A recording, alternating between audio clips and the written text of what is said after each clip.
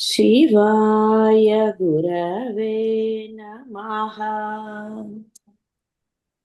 शिवाय गुरवे नमः। शिवाय गुरवे नमः। शिवाय गुरवे नमः। शिवाय गुरवे नमः।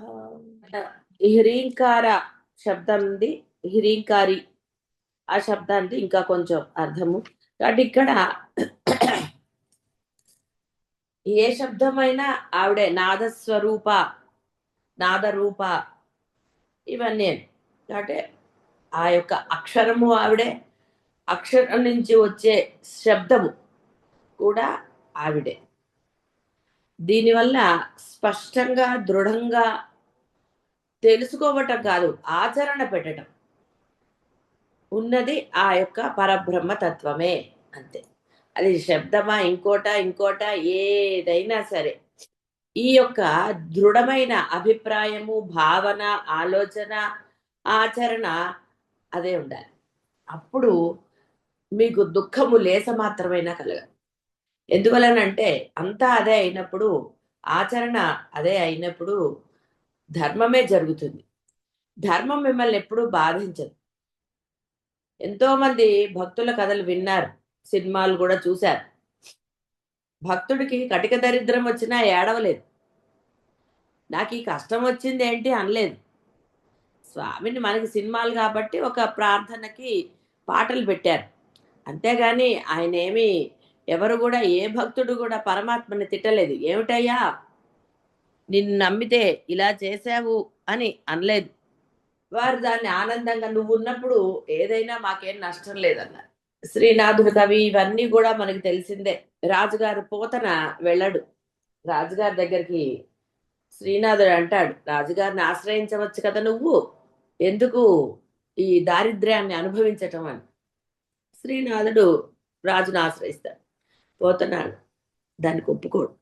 నా స్వామి నన్ను చూసుకుంటాడు, నాకేమి ఇది పెద్ద కష్టమేమి కాదంటాడు. అంటే ఆయన ఒక పద్యం రాయలేనప్పుడు సాక్షాత్తు ఆ కృష్ణ పరమాత్మే వచ్చి ఆ పద్యాన్ని పూరిస్తాడు. కూతురు చూస్తుంది చూడండి. అయితే భక్తుడికి ఎందుకు కనపడలేదు అని అంటే చాలా విషయాలు ఉంటాయి అందులో. అంతా అదే అయినప్పుడు విడిగా పరమాత్మని అతని యొక్క ఆ ధీమ విడిగా ఆయన్ని రూపంలో నేను చూడవలసిన, ఎవరి రూపంలో వచ్చాడు? తన రూపంలోనే వచ్చాడు. ఒక క్షణం బాధపడ్డినా అయ్యో స్వామి నాకు దర్శనం ఇవ్వలేదు అని అనుకున్నా, కానీ ఎవరి రూపంలో వచ్చాడు? పోతన రూపంలోనే వచ్చాడు. అంటే అభేదం అనేది తెలుసుకోవాలి. ఇలా మనకి భక్తుల కథలు అనేకం ఉంటాయి. అయితే ఇక్కడ ఇప్పుడు మన కష్టాలన్నీ ఏమిటంటే మనకి చెప్పుకోక్కర్లేదా అంటే, ఎందుకు చెప్పుకోకూడదు? చెప్పుకోవచ్చు. నువ్వు అనుభవించకు. ఇది కష్టము అని నువ్వు అనుకుని అనుభవించడం దేనికి?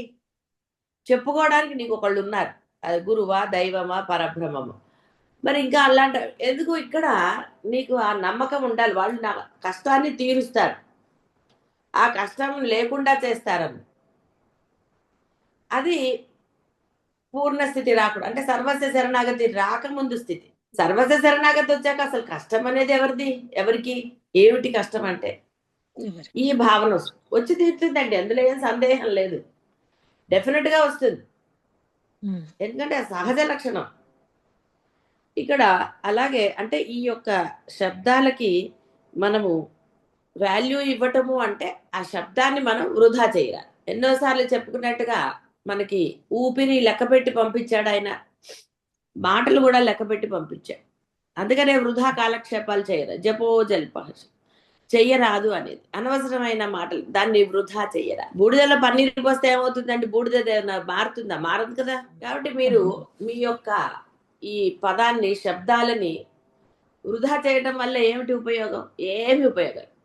అందుకని నోరు నొవ్వంగా అని అన్నారు. నోరు నొప్పెట్టేటట్టుగా ఎందుకని హరిని కీర్తించవు అని చెప్పు. కాబట్టి చెయ్యండి. ఇది చెయ్యకుండా ఈ కష్టము అని కష్టాన్ని జపం చేయడం ఎందుకండి? మననాతి త్రాయతే, రక్షిస్తుందని. కాబట్టి కష్టం మిమ్మల్ని రక్షిస్తుందా ఎప్పుడైనా కష్టాన్ని తలుచుకుంటే?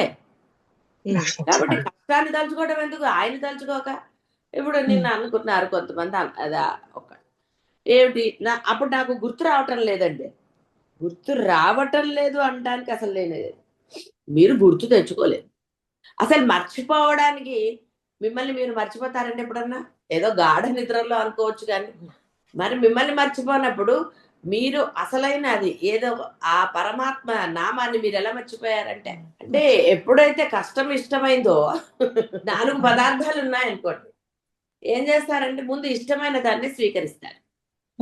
ఇది అంతే. ఇక్కడ 2 ఉన్నాయి. కష్టము, పరమాత్మ. మీరు కష్టాన్ని పట్టుకున్నారు. సింపుల్, అక్కడ వేరేది లేనే లేదు. కాబట్టి కష్టాన్నే అదే గుర్తుంది. ఏది ఇష్టమో అదే కదండి గుర్తుంటుంది. ఎన్నో రుచులు మీరు చూసుంటారు. ఎన్నో ప్రదేశాలు చూసుంటారు. కానీ మనసుకి ఇష్టమైనదో, నాలుకకి నచ్చిన రుచో మర్చిపోతారా? బ్రహ్మాండంగా ఉందంటారు. ఒకానొకచో ఎప్పుడన్నా అది భయంకరంగా ఉందనుకోండి, అది దానంత భయంకరంగా ఎప్పుడు నేను ఇది లేదండి అని అంటారు కదా. అంటే మీరు ఏది గుర్తు పెట్టుకోవాలనుకుంటున్నారో అది గుర్తు పెట్టుకుంటారు. ఇష్టమైనది అసలు మర్చిపోయే ప్రసక్తే లేదు. ఇంకొన్ని ఏది గుర్తు పెట్టుకోవాలో అది గుర్తు పెట్టుకు తీరుతారు. సాధారణంగా ఆ సందర్భం వచ్చినప్పుడల్లా చెప్తారు. చాలా మంది అంతే, జీవలక్షణమే అది. మరి ఇంకా నామస్మరణ మర్చిపోవటం అనేది ఎక్కడి నుంచి వచ్చిందండి? క్వశ్చనే లేదు. కేవలం అంతే. ఇక దాని గురించి ఎక్స్ప్లెనేషన్ అక్కర్లేదు. నమస్తే భువనేశాని నమస్తే ప్రణవాత్మికే సర్వ వేదాంత సంసిద్ధే నమో హ్రీంకారమూర్తయే. కాబట్టి ఆ శబ్దం యొక్క మూర్తికి నమస్కారం అన్నారు. ఓంకారం ఎలాంటిదో శక్తి, మాయ, హృల్లేఖ ఇలాంటివన్నీ కూడా హ్రీంకారంకి అన్ని సమానమైన అర్థాలు. అర్థాలంటే శక్తి అని. నువ్వు హ్రీంకారం జపం చేసి అయ్యో నేను ఓం చేయలేదే అని నువ్వు అనుకోకర్లా. ఓం ఒక్కటి చేసినా నీకు వస్తుంది.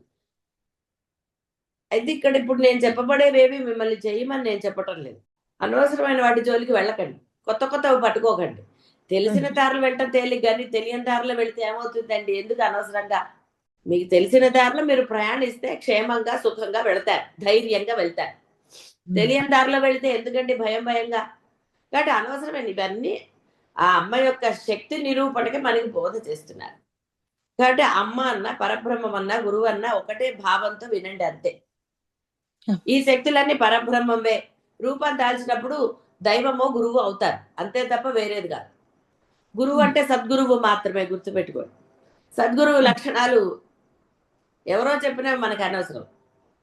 శంకరులదే మనకి ప్రమాణం.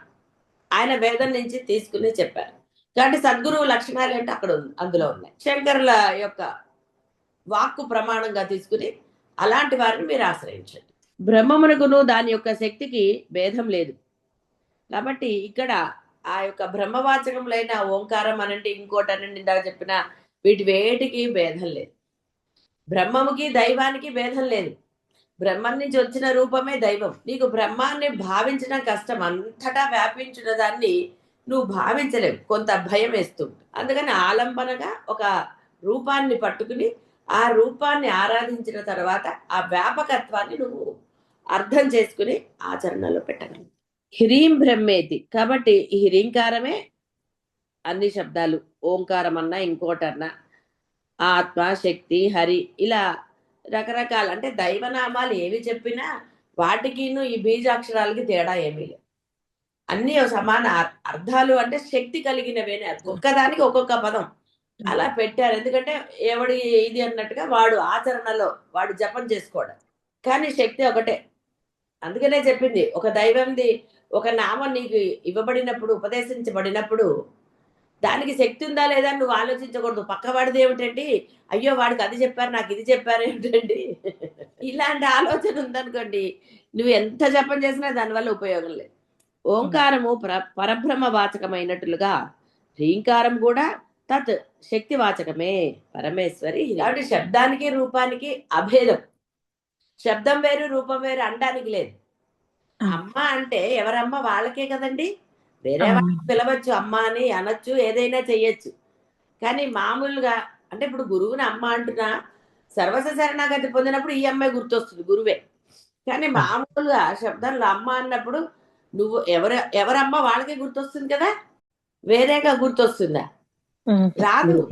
ఎప్పుడైతే అంతటా పరబ్రహ్మని చూసే శక్తి ఉంటే అప్పుడు కూడా బంధంతో ఉన్నప్పుడు అమ్మ అంటే అదే. బంధానికి అతీతమైనప్పుడే వేరే వాళ్ళని అమ్మ అనగలుగుతారు. హ్రీమతి పరమేశ్వరి సకల భూతజాలం నందును లజ్జారూపంన వెలియుచున్నది అగుట హ్రీమతి అనబడుచున్నది. యాదేవి సర్వభూతేషు లజ్జారూపేణ సంస్థిత. నమస్తస్సే నమస్తస్సే నమస్తస్సే నమో. కాబట్టి సిగ్గు సింగారమే అన్నారు. అంటే ఇక్కడ సిగ్గు అంటే ఏదో మీరు వేరే వాళ్ళని చూసి సిగ్గుపడ్డం కాదు, అధర్మం చేయడానికి సిగ్గుపడాలి. అయ్యో నేను అధర్మం చేస్తున్నానే అన్న ఈ భావం మిమ్మల్ని మళ్ళీ చేయకుండా ఉండనివ్వాలి. మీరు చేస్తున్న పనులు ఎలా మీరు అంటే మీరు ఒక పని చేస్తున్నప్పుడు అది సరైనదా కాదా అన్నది మీకు తెలియదు అనడానికి లేదండి. కొన్ని తెలిసి చేస్తారు, కొన్నిటికి కొంత అలక్ష్య భావన, అది గురువుల దగ్గర దైవం దగ్గర పర్వాలేదులే అని మీరు డిసైడ్ అయితే కుదరదు. ఆ లజ్జారూపం అంటే తప్పు చేస్తున్నానన్న భావన మిమ్మల్ని తప్పు చేయకుండా ఆపాలి, పర్వాలేదులే అనకూడదు. ఆ ఏదైతే తప్పును గుర్తించి మరలా చేయకుండా ఉండే శక్తి కానండి ఇదనండి ఆచరణ, అది అమ్మ. అంటే అమ్మ అనుగ్రహం మీకు అప్పుడు ఉన్నది. కాబట్టి లజ్జారూపం అంటే ఏదో సిగ్గుపట్టం కాదండి. దేనికి సిగ్గుపట్టం? అధర్మం. ఒక పదాన్ని మనం వ్యతిరేక పదాలు వాడుతున్నందుకు సిగ్గుపడాలి. నేను ఇవి వాడను అనాలి. ఒకరిని కించపరుస్తుంటే, ఒకరిని అవమానం చేసినప్పుడు మీరు ఇదవ్వాలి. ఒక గురువుల దగ్గర ఎలా ప్రవర్తించాలి? నువ్వు ఎప్పుడైతే అమ్మాని అక్కడ అవతల వాళ్ళు అంటే ఒక దైవానికి నమస్కరించావో వారికి ఇవ్వవలసినది ఇచ్చినప్పుడే నీవు పొందవలసింది పొందుతావు, అడిగినా అడగకపోయినా పొందేస్తావు. కాబట్టి గురువు గారు అని నువ్వు నమస్కారాలు చేస్తున్నప్పుడు ఆ యొక్క రెస్పెక్ట్ ఇవ్వకపోతే, ఆచరణ చెయ్యకపోతే నువ్వు తీరి కూర్చుని దోషాలు తెచ్చుకుంటావు. కాబట్టి పరమేశ్వరి సకల భూతజాలం నందు లజ్జారూపమున వెలియుచున్నది. కాబట్టి నీలా ఇది ఉండాలి, నేను దోషం చెయ్యకూడదు అన్నది ఉండాలి. కాబట్టి ఇలాంటివి చెయ్యకుండా ఆచరణలో మరలా దోషం చేయకుండా ఉండే శక్తి అనంటే ఆచరణ అనంటే ఏదైనా సరే అది అమ్మ. హృదయ హృదయ హృ అనాలి. హృదయ మనోహరమైన స్వరూపం. హృదయము బ్రహ్మకు స్థానం. ఉపాసక శ్రేష్ఠుల యొక్క హృదయ కమలములే నివాసముగా కలదు. భావన మాత్ర స్వరూపిణి అగుట ధ్యాన మాత్రముచే ఉపాసక హృదయములందు ఆవిర్భవిస్తుంది. భావించు వారల హృదయముల ఆనందమును కూర్చున్నది. పరమేశ్వరి హృదయ. చూసారు, కేవలం ఆవిడ ఒక్కతే అందంగా ఉంది అనడానికి. ఎవరైతే ఆవిడని భావన మాత్ర సంతుష్టి, భావనా గమ్య, నీ భావానికి ఆవిడ దొరుకుతుంది.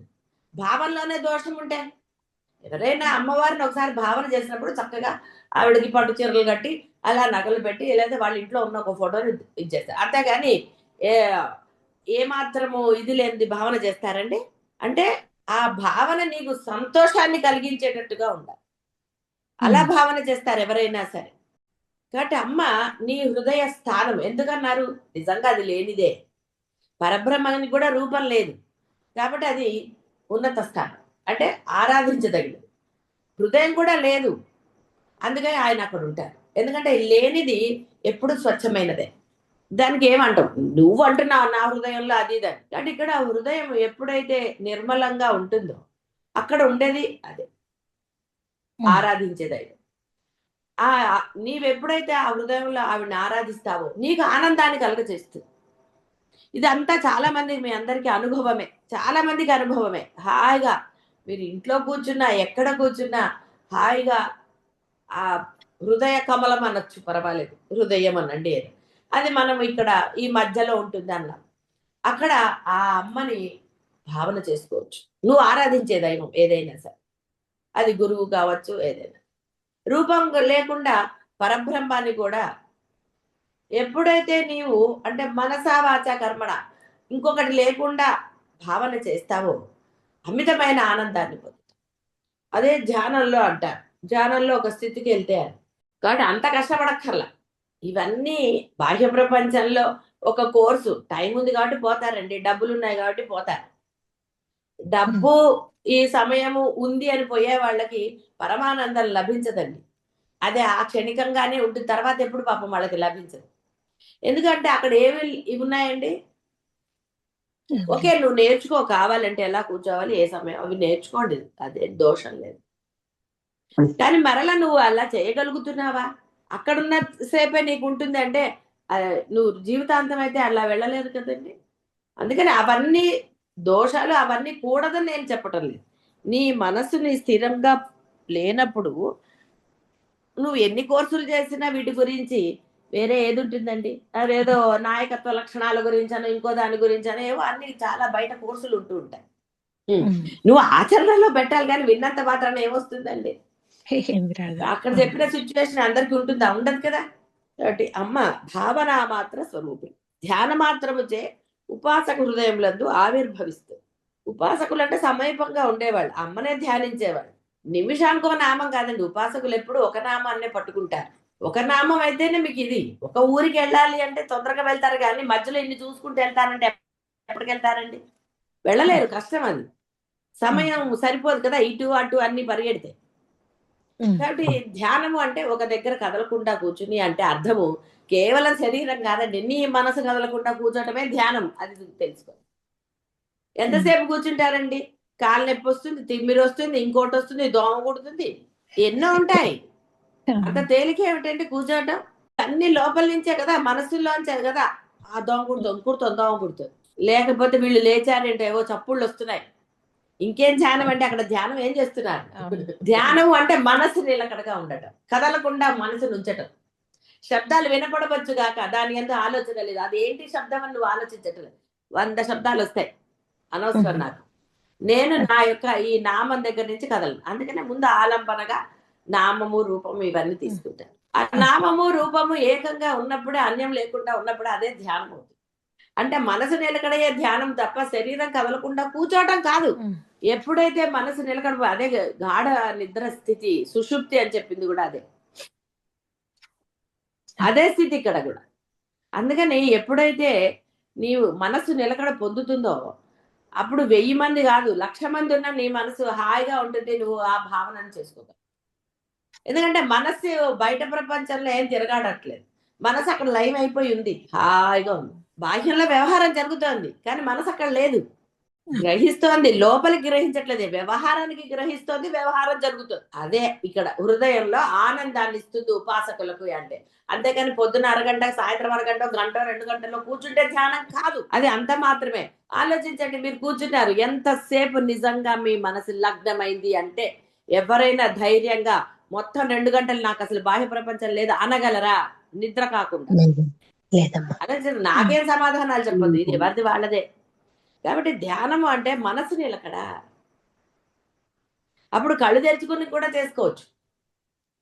అయితే దీనికి అలవాటు అవ్వడానికి ఈ ప్రశాంత సమయంలో కూర్చోండి, అప్పుడు ఈ మనసు ఆలోచనలోకి వెళ్లకుండా ఉంటుందని ఒక పద్ధతి. ఎలాగైతే 1వ తరగతి, 2వ తరగతి, ఎల్కేజీలు, ఇప్పుడు నర్సరీలు, వాడికి ఒక్కొక్కటి ఎలా పరిచయం చేస్తారు, ఆ విధంగా ఒక పద్ధతి ఏర్పరిచారు. పద్ధతి ఏర్పరచగానే వ్యాపారం అయింది. కాబట్టి అసలైన ఆచరణ ఏమిటి అంటే నీ మనసులో ఏది పెట్టుకోకురా. ఆనందంగా ఉందనుకోండి, ఎంత బ్రహ్మాండంగా ఉంటుంది. కాబట్టి ఇక్కడ భావించి వారు హృదయములకు ఆనందాన్ని కూరుస్తున్నారు. కాబట్టి ఆవిడ హృదయ నా అహం తీర్థేన కైలాసే వైకుంఠేవా నా నా కహ చిత్ వసామి కింతు మద్ జ్ఞాని హృదయాంభోజ మధ్యమే. నేను ఇక్కడ ఎక్కడా లేనని చెప్తున్నా.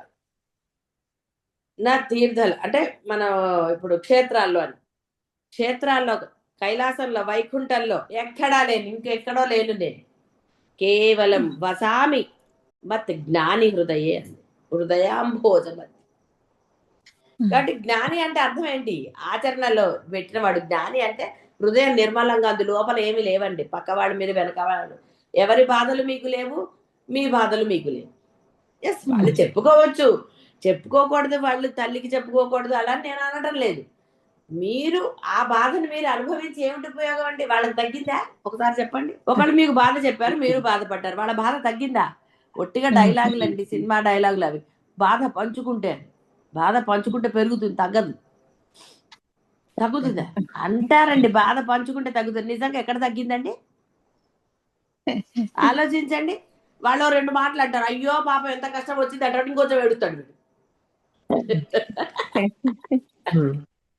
జరిగేది అదే. తగ్గిందా? తగ్గలేదు, తగ్గదు అసలు. సంతోషం, నువ్వు నవ్వే చక్క సంతోషం చెప్పుకున్నా, అవతల వాడు సంతోషించేవాడైతే సంతోషం పెరుగుతుంది అనొచ్చు. అవతల వాడు అవునా సరేలేండి సంతోషం కూడా పోయింది. నువ్వు పంచుకునే దాని అంటే ఎవరితో పంచుకుంటున్నావో వారి బుద్ధిని అనుసరించే నీ బాధ పెరగటం తగ్గ. కాబట్టి ఎవరైనా మీకు బాధలు చెప్పినప్పుడు వినండి.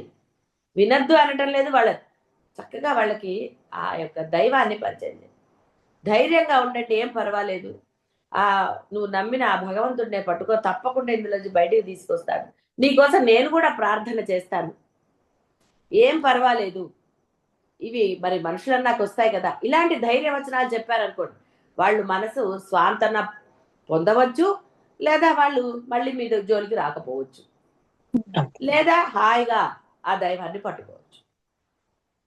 అంతే తప్ప వాళ్ళ ఇది అసలు వాళ్ళు ఎందుకు అలా చేశారు, ఇలా ఎందుకండి ఇలా. ఇప్పుడు ఏమైందండి, బాధ పంచుకున్నప్పుడు మీ బాధ కూడా పెరిగింది కదా, పోయింది, మీ దగ్గర ఉన్న నామం కూడా పోయింది. ఉపాసన ఎక్కడ పోయిందండి, తెలియదు, అడ్రస్ లేదు. అందువల్ల ఈ విధంగా చేసుకోవచ్చు. ఆనందాన్ని అంటే ఆ ధైర్యాన్ని ఇవ్వాలి వాళ్ళకి, తద్వారా వాళ్ళు ఆనందాన్ని పొందుతారు. హేయోపాదేయ వర్జిత, ప్రవృత్తి నివృత్తులు గాని ఇష్ట అనిష్టములు గాని ఏమీయూ లేనిది. కాబట్టి మనం చెప్పుకున్నవి ఏవి ఎక్కడ పోలేదండి. ఇక్కడ ఆవిడకి ఇది ఇష్టం అది ఇష్టం లేదని అలా. కష్టాలు ఇష్టం అంటే ఏం చెప్తారండి? నేనున్నాను మొర్రు అని ఆవిడ అంటుంటే, అమ్మా కష్టం ఉందని ఏడితే ఏం చేస్తుంది పిల్లవాడు? ఇప్పుడు ఏదో తల్లి స్వార్థన వర్తనాలు చెప్పే తగ్గిపోతుంది అన్న అది, అయినా వాడు ఏడుస్తున్నాడు అనుకోండి, ఏం చేస్తాడు? 2 బీగుతుంది. నోర్మై చెప్తుంది, అర్థం కావట్లేదు. ముందు తల్లి చక్కగా దగ్గర తీసుకుని, వద్దు నాన్న ఏడవకు అది ఇది అంటే. తల్లో ఎవరైనా సరే, కేవలం తల్లనే కాదు, ఎవరైనా సరే ముందు స్వాంతన వచనాలు పలుకుతారు. పోనీలేండి తగ్గుతుంది, మరి ఏం చేస్తారు? సరే మంచి డాక్టర్ దగ్గరికి వెళ్ళండి, ఏదో మన వాళ్ళ అయినా సరే అన్నారనుకోండి, ఏమంటారంటే అబ్బో వెదవగల వీళ్ళకే వచ్చినట్టు అది. రెండోసారి ఫోన్ తీస్తారా? నోరు మూసి మందేసి పడుకో, ఏడ్చామంటే 2 పీకుతా అంటారు చిన్నపిల్లలైతే. ఇంతే ఉంటుంది బాహ్య ప్రపంచం. ఇది అబద్ధమా? నేను చెప్పింది ఏది అబద్ధం కాదు, ఇవన్నీ మీ అనుభవాలే. ఏది మీ అనుభవాలకి భిన్నంగా లేదు అసలు. ఎందుకంటే బ్రహ్మమే మీరు, ఎవరికి వాళ్ళు బ్రహ్మమే. కాబట్టి అనుభవాలు భిన్నంగా ఎలా ఉంటాయండి? డైలాగులు వేరుండొచ్చు, అంతే తప్ప మూలాంతం అదే కదా. విసుగు బయటకు అనలేకపోయినా లోపల విసుక్కోరండి, అబ్బో ఇప్పుడు గోల భరించాలి కావచ్చు వీళ్ళని, ఏం చేస్తాం. కానీ పరామర్శించడానికి వెళ్ళినప్పుడు కూడా ముందర ఎన్ని అనుకుని వెళ్తారండి, బాబు ఇప్పుడు ఎక్కడికి వాళ్ళరా బాబు. కాబట్టి ప్రవృత్తి నివృత్తులు గాని ఇష్ట అనిష్టములు గాని ఏమీ లేవు, కేవల సాక్షి మాత్ర స్వరూపురాలు. హేయము అనగా విసృజ్య భావన, ఉపాధేయమన స్వీకృత్య భావన. ఈ 2 కృత్యములకును రెండవ పదార్థము ఆవశ్యమగుట సర్వజన విదితము. రెండవ వస్తువే లేని ఏకమేవ అద్వితీయం బ్రహ్మ అనబడు పరమాత్మ స్వరూపమే పరమేశ్వరు. తన హేయోపదేయ వర్జిత. ఇక్కడ హేయోప ఉపాధేయ వర్జిత అన్నారు. కాబట్టి హేయము అనేది ఒక వర్డ్ అవుతుంది, ఉపాధేయం అనేది ఒక వర్డ్ అవుతుంది. మామూలుగానే హేయము అంటే మనం అసలు గ్రహించాలి, కూడనిది, అది విసర్జించాలి. ఉపాధేయం అనగా స్వీకృత్యభావం. కాబట్టి హేయం అంటే విసృజ్యభావం, వదిలేయ, దాన్ని అసలు గ్రహించకూడదు. కాబట్టి ఇక్కడ ఇష్ట అనిష్టములు మీరు గ్రహిస్తున్నారు అంటే అది మీకు ఇష్టమే.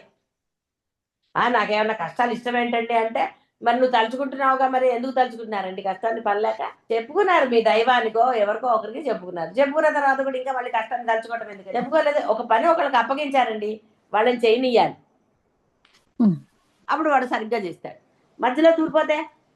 కాబట్టి వీటన్నిటికీ కూడా అంటే ఏదన్నా ఉంటేనే దాన్ని వదలటము పట్టుకోవటం, ఏది లేకపోతే పట్టుకునేది ఏంటి, వదిలేది ఏంటి? కాబట్టి రెండవ వస్తువే లేని ఇది సాక్షి స్వరూపం. ఏకమేవ అద్వితీయం బ్రహ్మ. ఉన్నది బ్రహ్మమే, నువ్వైనా ఇంకోళ్ళైనా ఇంకోళ్ళైనా. కాబట్టి అన్నప్పుడు పరమాత్మ స్వరూపమే పరమేశ్వరి.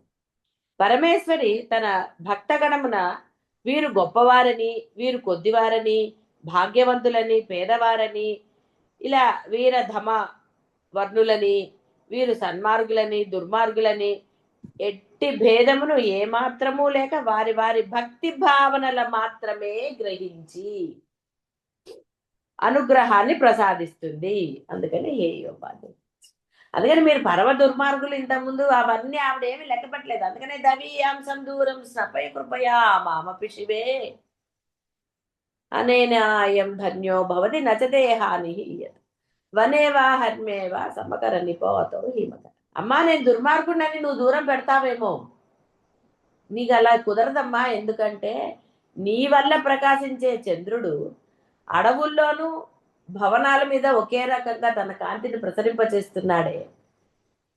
కాబట్టి నేను దుర్మార్గుడని నువ్వు ఎలా అంటావు, ఎలా దూరం పెడతావు? నీ కడగంటి చూపు నా మీద పడిన తర్వాత, అంటే లేస మాత్రమైన నీ యొక్క చూపు యొక్క కిరణం నా మీద పడితే నేను శుద్ధుడిని అయిపోయాను కదమ్మా, ఇంకా నేను పాపాత్ముడిని ఎలా అవుతాను అని ఎంత బాగా శంకరులు చెప్పారు. అది భావనతో చదివితే అత్యద్భుతమైన ఆనందాన్ని ఇస్తుంది. ధ్యాన స్థితిలోకి వెళ్ళిపోవటమే, అంటే ఏమీ లేని స్థితిలోకి వెళ్ళిపోవటమే, అంత బ్రహ్మాండంగా ఉంటుంది. అంటే మీరు ఎలాంటి వారు అదంతా అనవసరం, దోషం చేయకుండా ఉండండి అంతే. అమ్మని ఆరాధించండి, మీ పాపం అంతా తీసేసి. ఇప్పుడు దుర్మార్గులు తపస్సులు, రావణాసురుడు వాళ్ళందరూ తపస్సులు చేయలేదండి, వాళ్ళకి ప్రత్యక్షం అవ్వలేదా దేవుడు? ప్రత్యక్షం అయ్యాడు.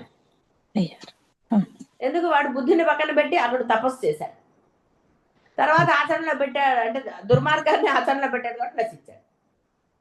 కాబట్టి పాపం ఆరాధించే దైవం వస్తే శిక్షిస్తే బాగుండదని చెప్పి వేరే దైవం వచ్చి శిక్షించింది. ఈ దైవమైనా ఆ దైవమైనా ఒకటే కదా. అందుకే భోళా శంకరుడు అన్నాడు. అందుకని రాక్షసులు అందరూ శంకరుడే ప్రార్థిస్తారు, తొందరగా వచ్చేస్తాడు.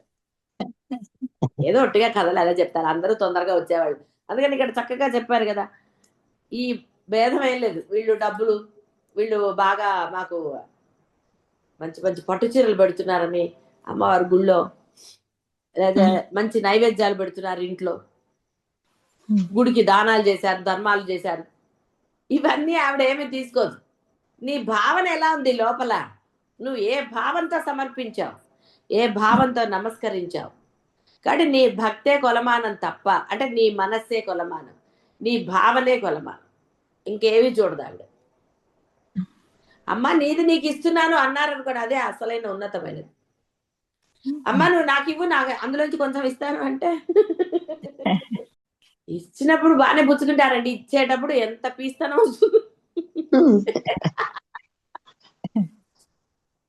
చాలాను. కాబట్టి ఇక్కడ ఆవిడ వారి వారి భక్తి భావనలు మాత్రమే గ్రహిస్తుంది. అంటే ఆ భక్తి ఏ లెవెల్లో ఉంది, పర్సెంటేజ్, వేరే ఏం లేదు. అందుకనే నువ్వు విడిగా ఇన్ని పూజలు చేయక్కర్లేదురా, నీ మనస్సు నిర్మలంగా, నీ ఆచరణ ధర్మంగా ఉంటే చాలు పొమ్మన్నారు. నువ్వు ఆవిడకి ఏమి పెట్టక్కర్లేదు అన్నారు. తృణమో ఫలమో అన్నారు, గడ్డి పరకు ఇచ్చినా సంతోషిస్తారు. అందుకే ఒక వినాయకుడికి ఆ గడ్డి పరక కూడా పెట్టారు, ఏ సందేహం లేకుండా. గ్రహణాలు వస్తే ఆ గడ్డి పరక వేయమన్నారు. ఇలా మనకి వ్యర్థ పదార్థం ఏది లేదురా, దాని శక్తిని చూపించారు మనకి. ఆ కథ కూడా ఉంటుంది కదా, పెద్ద పెద్ద చెట్లు వరదలకు కొట్టుకుపోతాయి, గడ్డి పరక మటుకు కొట్టుకుపోతుంది. ఇదేమిటి అంటే, అప్పుడు గడ్డి పరక నేను ఉధృతంగా ప్రవహిస్తున్నప్పుడు అది వంగుతుంది వినయంగా, అందువల్ల ఈ చెట్లు అలా నిలబడతాయి అహంకారంగా, కాబట్టి దాన్ని కూకటి వేళతో పెగిలించేసాను అందుతారు నది సముద్రం పడితే. ఒక కథగా ఇందులో మనం గ్రహించవలసింది ఏమిటి అంటే, అన్ని వేళల్లో సర్వకాల సర్వావస్థలు ఎందు కూడా అందరితో కూడా నువ్వు వినయంగా ఉండు, ప్రేమగానే ఉండు, అప్పుడు నీలో ఆ పరబ్రహ్మమే ఉంటుంది.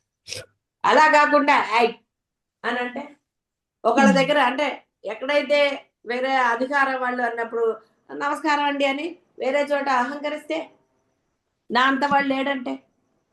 అలాగే కొందరు దైవం దగ్గర కూడా, అంటే చెప్తా కదా, గురువుల దగ్గర అయినా సరే, ఆహా మేము గొప్పవాళ్ళం అంటే గురువులు అంటే సద్గురువులు అన్నప్పుడు టికెట్లు ఉండవండి. 1,00,000 రూపాయలకి ఒక చైరు, 2 లక్షలకి సోఫా ఇలాంటివి ఉండవు. అందరూ సమానమే. ఎక్కడైతే ఆ డబ్బు అనేది వచ్చిందా అక్కడ స్వచ్ఛత ఉండదు. సినిమా హాల్కి వెళ్తే అంతే కదండి, చైర్ కూర్చుకుంటే నిన్ను పైకి ఎక్కిస్తాడు వాడు. ఇప్పుడు ఎక్కలేని వాళ్ళు అంటారు లిఫ్ట్ పెట్టారు. నేల కుర్చీ వాళ్ళకి ఎక్కడ ఉంటుందండి, లిఫ్ట్ ఇస్తాడా? కాబట్టి దానికి అనుగుణంగానే కుర్చీలు కూడా ఉంటాయి కదండి పాపం. ఇది బాహ్య ప్రపంచం, దాన్ని నువ్వెందుకు ఇది చేసుకోవటం? కాబట్టి కేవలం మీ భక్తిని మాత్రమే చూసి సౌందర్య లహరిలోని వనేవా హర్మ్య, అయ్యో ఇక్కడ అదే చెప్పాను నేను చూడలేదు. వనేవా హర్మ్యేవా సమకర నిపాతో హిమకర ఆ భావం ఎట్టి ద్వంద్వమును ఏమాత్రము లేదు. రాజరా సరే కాబట్టి ఆవిడ దగ్గర ఎప్పుడు భేదం లేదండి. నీ దగ్గర డబ్బు ఉంది డబ్బు లేదు ఇవన్నీ ఏమీ చూడదు. నీ మనసును చూస్తుందంటే నీ భక్తి ఏ లెవెల్లో ఉందో చూస్తుంది. నువ్వు ఏం సమర్పించా కూడా అన్ని ఆవిడవే అయినప్పుడు మళ్ళీ ఆవిడకి ఏం సమర్పించావు ఎందుకు చూస్తుందండి? ఉండి లోభత్వం పొందకూడదు. నీ దగ్గర శుభ్రంగా డబ్బు ఉందండి, నువ్వు శుభ్రంగా కట్టుకుంటున్నావు, దైవానికి ఇచ్చేటప్పుడు 100 రూపాయలు చీరిస్తే అక్కడే తెలిసిపోతుంది నీ భక్తి భావం ఎంతో. కాబట్టి ఎప్పుడైనా సరే మనసు నిర్మలంగా ఉండాలి, మనసులో వేరుభావం ఉండకూడదు. దైవానికి సమర్పిస్తున్నానంటే ఆ ఉన్నతంగానే సమర్పించి తీరాలి. నువ్వు సమర్పించలేదు నమస్కారం పెట్టి ఊరుకో. వాళ్ళు నువ్వు సమర్పించే దాన్ని బట్టి నీకు గౌరవమో నీకు అనుగ్రహమో లేదా నీ కోరికలు తీర్చటమో చెయ్యరుగాక చెయ్యరు గురువులైనా దైవమైనా. కేవల భక్తి నీ మనసు చూస్తారు, నువ్వు ఏ ఏ మనసుతోటి చేస్తున్నావు. స్వీకరించవచ్చు, గురువు ఎదురుగుండా ఉంటాడు, నువ్వు ఇస్తావు స్వీకరించవచ్చు. ఎంత తేడా ఉంటుందండి, నీ మనసు నీకు తెలీదా? కాబట్టి ఇక్కడ మనసు అనేది ఎంత స్వచ్ఛంగా ఉండాలో, ఆ మనస్సులో మీ భావన ఎంత పవిత్రంగా ఉండాలో తెలుసుకోండి. ధర్మం ఉండండి, లజ్జారూపేణ సంస్థిత, దోషాలు చేయకండి. ఆ అమ్మే కాబట్టి అన్నీ అమ్మే. దోషం మటుకు అమ్మ కాదండి. దోషం చేసేవారిని అమ్మ శిక్షిస్తుందా అంటే నీ దోషం యొక్క లెవెల్ 100 తప్పుల వరకు అనలేదు ఆయన. అలా ఎన్ని మరి ఆవిడ ఎంత. కాబట్టి నీ మనసు ఎప్పుడు శుద్ధమైతే అవన్నీ దూది పింజం వలె నశింపచేస్తుందండి. కాబట్టి అందరూ కూడా దోషరహితులు అవ్వండి. తెలిసి దోషాలు చేయకండి అహంకారంతోట దేనితోట.